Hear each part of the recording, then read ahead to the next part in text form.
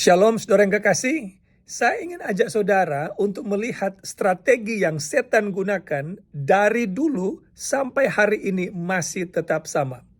Mari saya tunjukkan kepada saudara. Saya ajak saudara untuk membaca Kejadian pasal yang kedua. Kita akan baca ayatnya yang ke-16 dan ayat 17. Perhatikan baik-baik ayat ini. Saya bacakan kepada saudara. Kejadian pasal 2 ayatnya yang ke-16 dan 17. Ini kata Alkitab. Lalu Tuhan Allah memberi perintah ini kepada manusia. Semua pohon dalam taman ini boleh kau makan buahnya dengan bebas.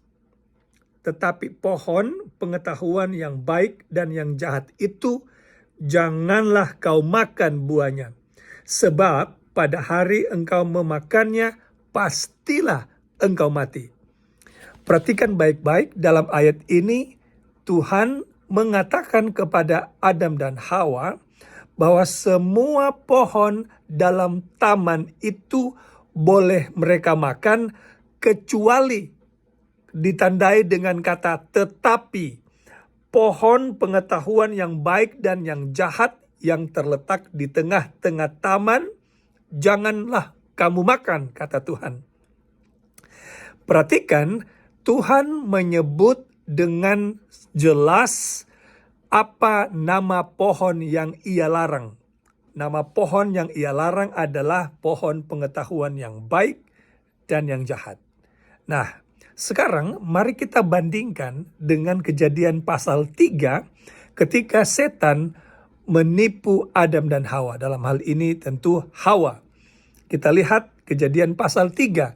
Kita akan baca ayatnya yang pertama. Adapun ular ialah yang paling cerdik dari segala binatang di darat yang dijadikan oleh Tuhan Allah. Ular itu berkata kepada perempuan itu, tentulah Allah berfirman. Saudara lihat itu, yang menggunakan firman Allah.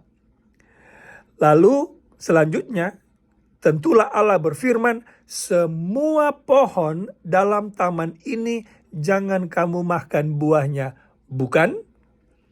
Kalau kita tidak hati-hati, maka kita akan lihat ini pengulangan dari firman Allah. Nah, perhatikan baik-baik saudara. Setan tidak menyebut nama pohon yang Allah sebut dengan jelas di pasal sebelumnya, Kejadian pasal 2 ayat 17.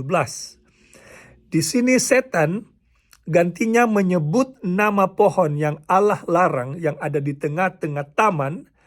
Ia justru menjadikan semua pohon, termasuk pohon yang Tuhan larang, menjadi sama.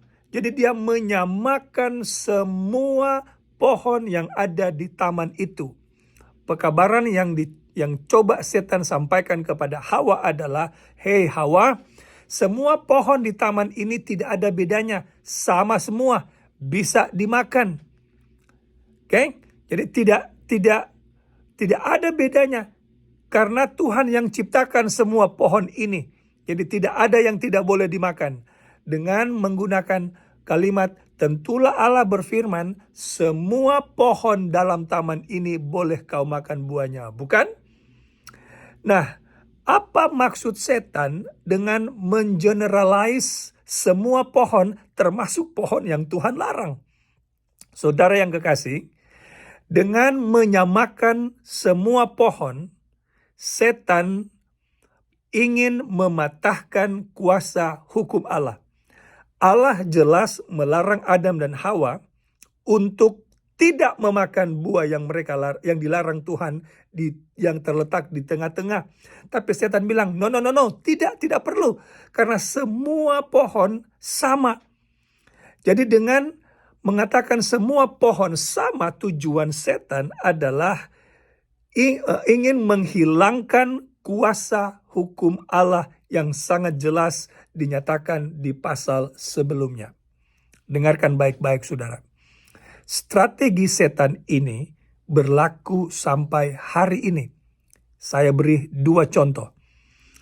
Hari ini setan juga mengatakan bahwa semua hari sama. Ketika Allah berkata, ingatlah dan kuduskanlah hari Sabat. Keluaran 20 ayat 8. Setan bilang, tidak perlu. Tidak. Karena semua hari sama. Ada bagian malam, ada bagian siang. Matahari terbit di sebelah timur, terbenam di sebelah barat. Di semua hari, Senin, Selasa, Rabu, Kamis, Jumat, Sabtu, Minggu. Semua hari itu sama saja. Apa tujuannya saudara?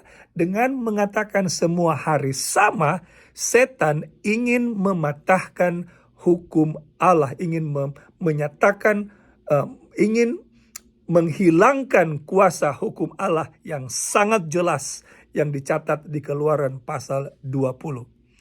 Contoh lain, Allah berkata, jangan makan babi. Contohnya di Yesaya pasal 66 ayat 17. Kemudian saudara juga bisa baca Imamat pasal 11. Allah membedakan mana binatang yang tidak boleh dimakan dan mana binatang yang boleh dimakan. Jelas sekali namanya disebut. Mana yang boleh, mana tidak boleh. Tidak mungkin kita tidak tahu karena namanya disebut. Tapi setan bilang, tidak.